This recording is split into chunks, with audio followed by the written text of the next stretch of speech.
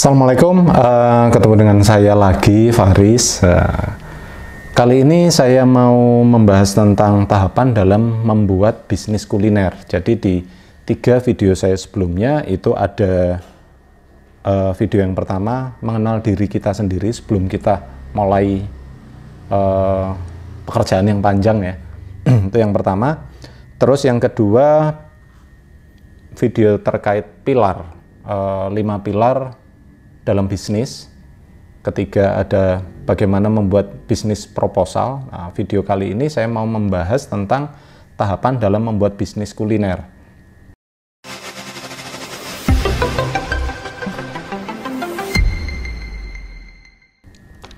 Jadi setelah poin ke-1, ke-2, ke-3 selesai, baru saatnya kita action ya, merealisasikan. Kalau sebelumnya kan perencanaan, sekarang kita ke merealisasikan.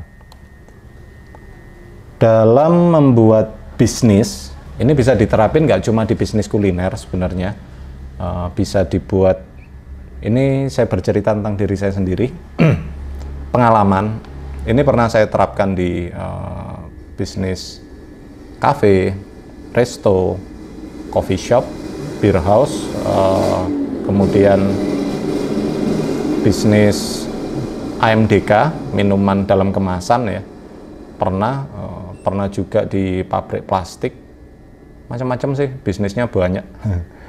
Jadi dari trial error selama sekitar 12 tahun ya, saya berkecimpung di dunia F&B, food beverage, sama di bisnis lainnya, bisnis mikro dan lain sebagainya.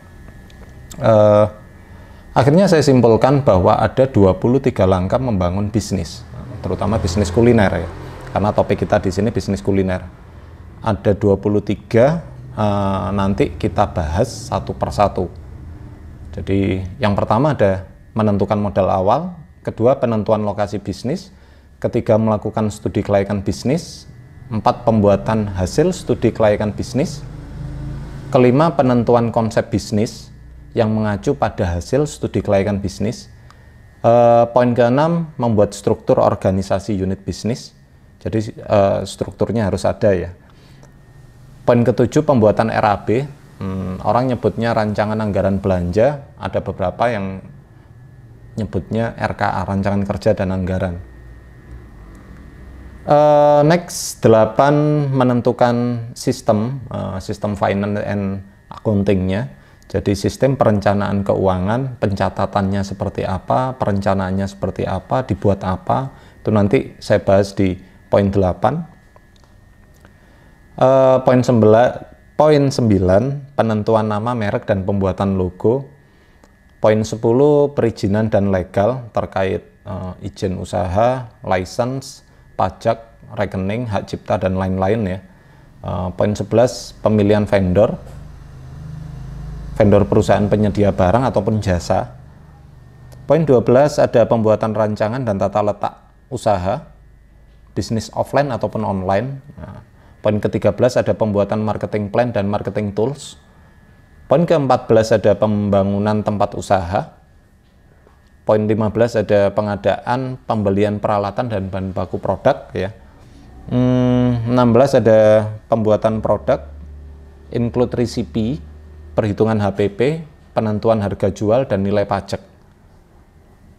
Poin 17 ada pembuatan SOP, poin 18 rekrutmen karyawan, 19 training calon tenaga kerja, poin 20 ada test food, poin 21 ada promosi, poin 22 ada soft opening, dan terakhir poin 23 ada grand opening. Nah, jadi mulai awal sampai akhir, mulai ditentukan dulu sampai ke grand opening. Nah, saya mulai dari langkah pertama. Nah, jadi dari materi ini ya, tahapan dalam membuat bisnis kuliner itu ada 23 langkah dalam membangunnya. Masih belum menjalankan di sini, masih membangun aja. Yang pertama, menentukan modal awal. Ini. Jadi menentukan modal awal itu sebelum kita terjun, sebelum kita masuk dalam sebuah bisnis, itu saran saya ditentukan dulu modal awalnya berapa. Nggak usah terlalu tinggi-tinggi, saran saya itu yang pertama, dalam arti biar cepat jalan, ditentukan dulu dari duit yang nggak kepake, jangan dari duit muter, karena ini baru memulai. Kita bukan mempercepat ya, bisnis ini bukan sudah berjalan kemudian kita tambahkan modal, enggak, tapi lebih cenderung ke ini baru memulai, kita nggak tahu nanti seperti apa produk kita. Jadi di poin pertama ditentukan dulu modalnya. Kalau seandainya kita punyanya 100.000 ya saran saya realisasikan 100.000. Punyanya 1 juta ya 1 juta, punyanya 1 M ya nggak kepake 1 M ya 1 miliar ya anggarkan 1 miliar.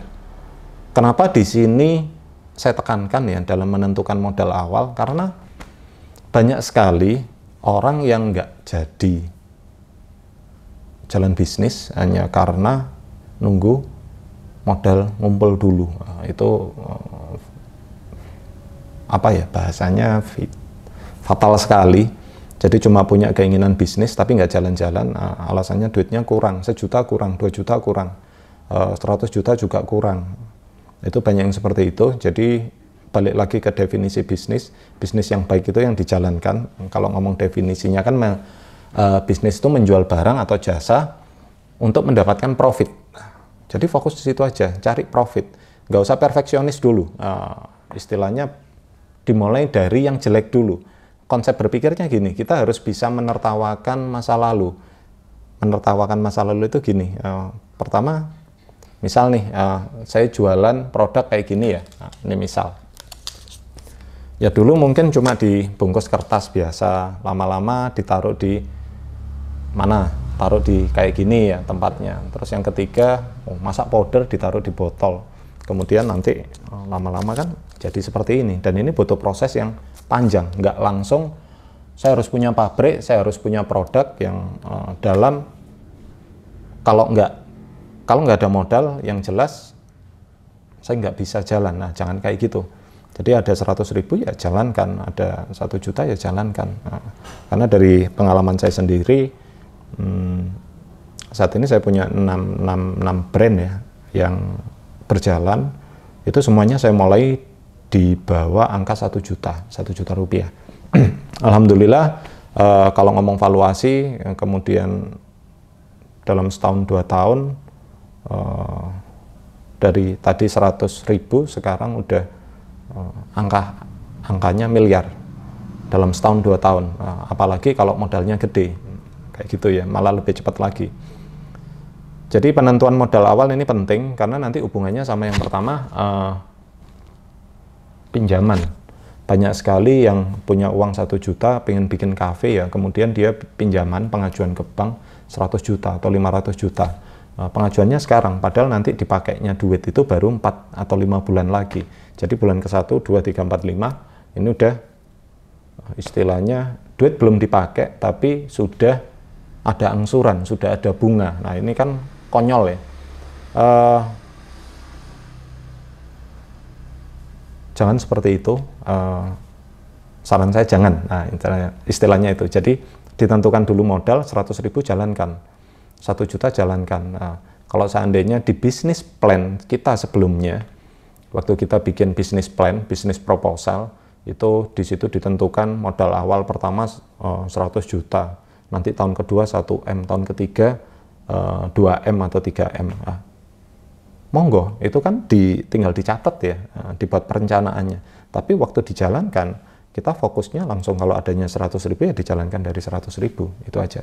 Jadi ditentukan dulu modalnya, jangan apa-apa, belum kita nggak tahu profit atau enggak, sudah melakukan pinjaman, melakukan kerjasama, kemudian banyak hal ya, profitnya 5%, pinjamannya kita ngasih keuntungan 10%, itu juga konyol juga.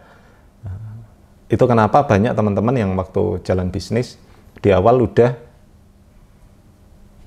jatuh duluan. Nah, itu karena di awalnya udah salah. Jadi di sini saya ulangi lagi, ini penting, menentukan modal awal dimulai dari duit dingin.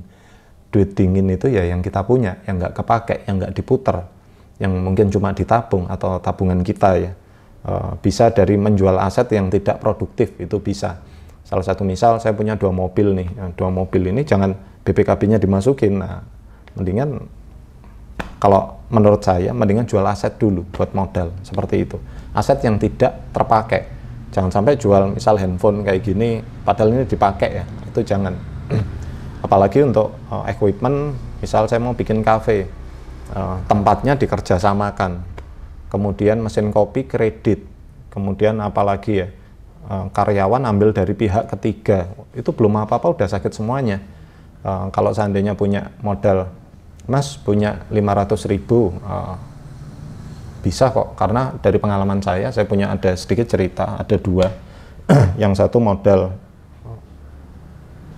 sekitar 400.000, 400.000 itu dalam jangka nggak sampai setahun, asetnya udah ratusan juta. Ini yang satu cerita ya.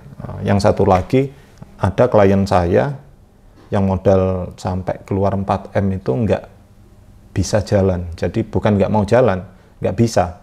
Alasannya kenapa? Karena modalnya kurang. Perencanaan 1M ditambah 2M, 3M, 4M itu nggak jalan. Itu banyak sekali yang seperti itu. Karena apa? Ego. Karena nggak ditentukan dulu. Karena dia biasa, alah nanti saya cari lagi duit bisa, saya tak jual ini. Akhirnya nggak jalan-jalan, itu sampai 6 bulan, 7 bulan itu tetap nggak jalan. Padahal yang tadi modal 400.000 itu sebenarnya cuma anak SMA ya yang datang sharing, konsultasi, kemudian Mas saya punya uang 400.000, nah, ini dibuat apa? Akhirnya saya kasih masukan, coba aja beli sedikit alat. Waktu itu cuma beli apa, mau kapot, susu, cup. Saya ajari bagaimana membuat kopi susu ya, kemudian dijual di sekolah, dia jual di WhatsApp, jual di Facebook sama Instagram. Bulan depannya ketemu lagi itu dia dapat profit rata-rata di angka 3,5 juta itu per bulan. Sampai akhirnya setelah 2 atau 3 bulan dia sama bapaknya ya datang ke tempat saya, sharing, konsultasi, mau ditambahin modal sama bapaknya. Nah, itu bagus. Karena apa? Jalan dulu. Dari nol, dari jelek, akhirnya ditambahin modal. Itu buat cup, buat equipment, buat bahan baku, buat promosi. Ya. Itu ditambahkan. Waktu itu ditambahkan sekitar 20 jutaan kalau nggak salah. Tapi sekarang udah jalan, itu sekitar tahun 2018 kalau nggak salah. Kalau sekarang dia sudah jalan, sekarang dia udah mahasiswa, tapi masih tetap jalan, kafenya tetap jalan, ada di Malang sama di Bandung. Jadi itu pentingnya menentukan modal awal, bukan masalah gede atau kecil, bukan masalah duitnya dari mana. Saran saya modal yang kita miliki dulu, itu yang pertama. Apa yang ada, sehat itu juga modal, kaki tangan itu juga modal ya kan, kesehatan ini modal. Terus relationship, kita punya teman itu juga modal, database itu modal. Salah satu misal, saya punya 1000 teman mulai SD, SMP, SMA, teman TK, kayak gitu, itu juga modal juga. Database kan mahal. Jadi jangan berpaku ke mindset kalau modal itu duit. Kalau modal itu misal mau bikin cafe harus ada tempat, enggak juga. Fokus ke apa yang bisa kita lakukan mulai sekarang. Anak SMA aja bisa modal 400.000 ya. Nah, masa kita nggak bisa yang modalnya banyak kayak gitu. Jadi itu fokus pertama, menentukan modal awal. Setelah ditentukan, oke, fix saya modalnya 500.000 misal. Baru ke tahapan selanjutnya, menentukan lokasi bisnis.